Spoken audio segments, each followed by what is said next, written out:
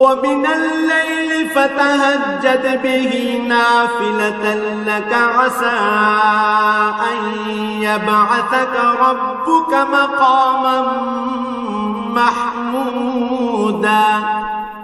রাতের কিছু অংশে তাহাজ্জুদ নামাজ প্রতিষ্ঠা করো, এটা তোমার জন্য ফরজ নামাজের অতিরিক্ত একটা নামাজ।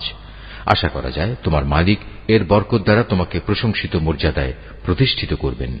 وقل رب أدخلني مدخل صدق وأخرجني مخرج صدق واجعل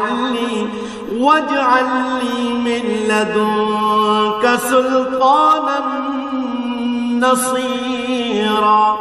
তুমি বলো, হে আমার মালিক, যেখানেই আমাকে নিয়ে যাও না কেন তুমি আমাকে সত্যের সাথে নিয়ে যাও, এবং যেখান থেকেই আমাকে বের করো না কেন সত্যের সাথেই বের করো।